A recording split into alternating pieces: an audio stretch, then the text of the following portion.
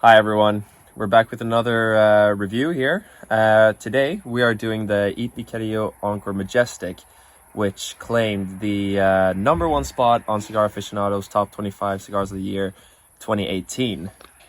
Beautiful cigar, Carrillo, the first one of their, suite, where they've just recently been crushing it on Cigar Aficionado's top list. The Pledge won the latest one, the 2021, but this one kicked it all off in 2018. It's a 5.5 by 52 ring gauge, so 5.5 inches, 135 millimeters, I believe, or something of that nature. So it's a little bit longer than a standard Robusto.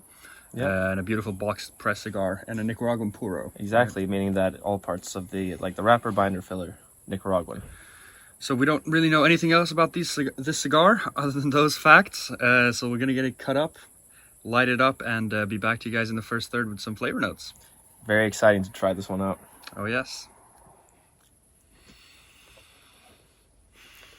Wow, that smoke output. Crazy. Yeah, so just lighting these cigars up, initially right from the start from my part, there was a lot of spice. And yeah, just overwhelmed by that kind of. You didn't get as much of that. Yeah. But yeah, just the spice instantly, and just like darker notes, really. We said coffee and Earth, mineral earth. Yeah.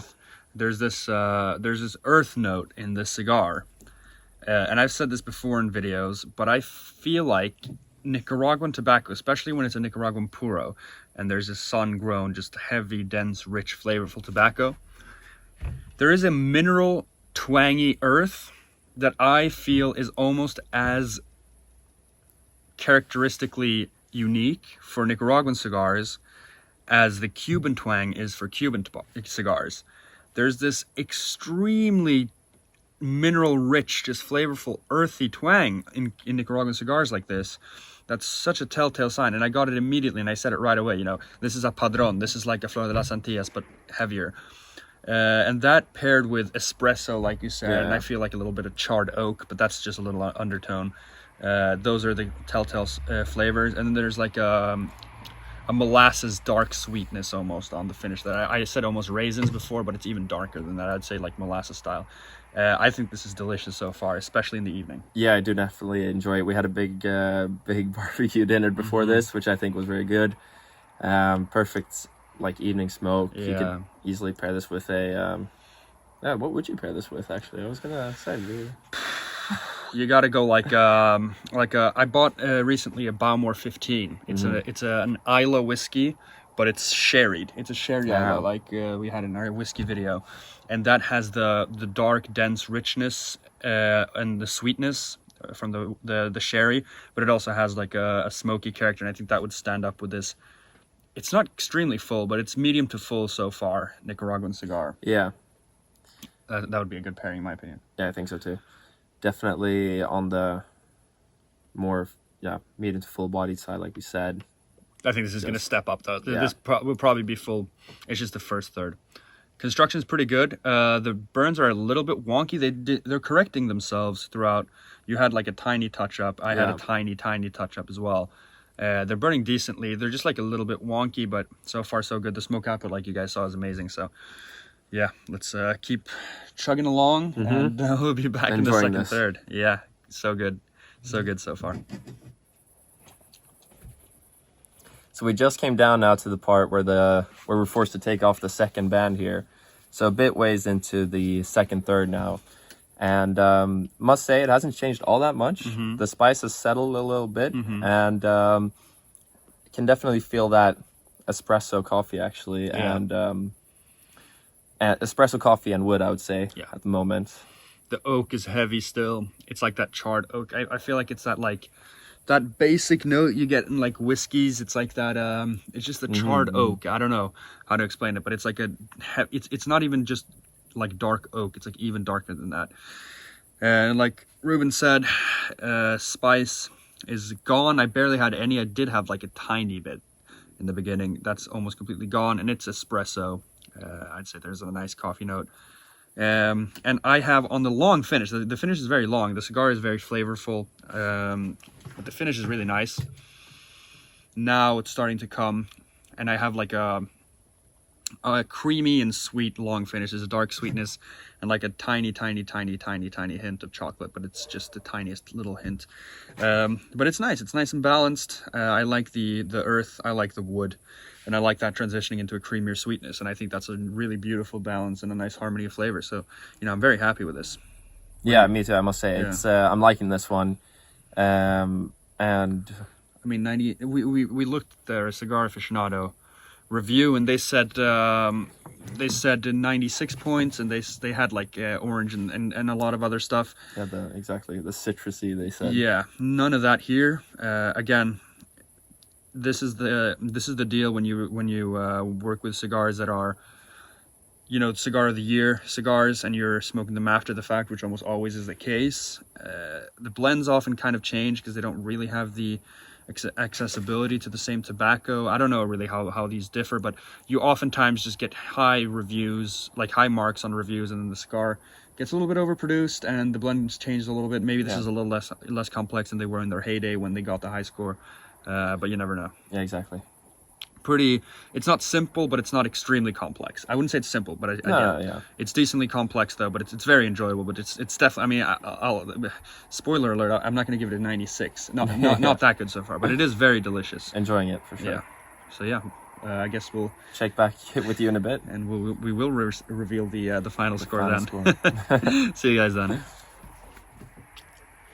All right, we are here in the final third, and before we go ahead with our final thoughts here, we just want to reach out and give a huge thanks to Ozzie Espinosa from Instagram that we know, who sent us these cigars.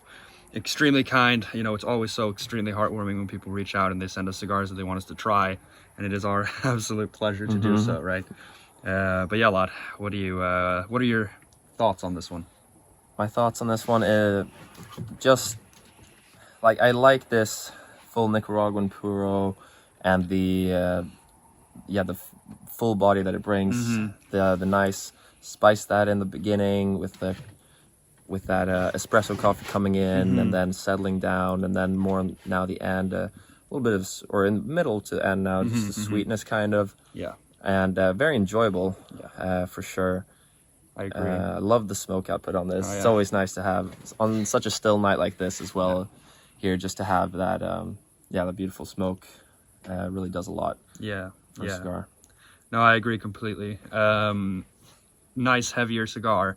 It wasn't like a complete blast from start to finish. It was medium, and then I'd say it's full bodied now in the end. The oak was there. I think the oak is kind of gone here in the last third. It's not really that present, but the finish is still long. It's a dark sweetness. For me, the only shift from the second third to the final third here is that the oak has kind of disappeared. Other than that, it's pretty much the same cigar. But this is one of those where it doesn't really need to be that much more complex for what it is. I don't see this as a 96, but I still see it as a very good cigar. And like you said, on a night like this, it's a perfect evening stick. A thing to note is that we're about an hour and a half in. Yeah. And we've still got a little ways to go. This is easily like an hour 45 if you want to take your time and get deep into it. But yeah, darker, heavier flavors. It's not aggressive though. And the creaminess and sweetness is good to just add a little complexity. So Lyle, you want to give your thoughts here, or your score? I should say. I'll give my score. I put this at a 91. Okay. I said. All right.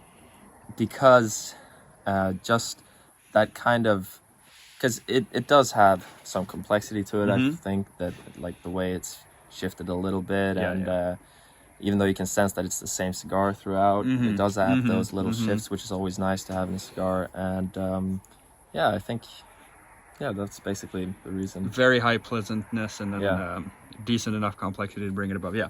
Tell me what you thought. Yeah, my decision was a 90, so we're pretty close. Yeah.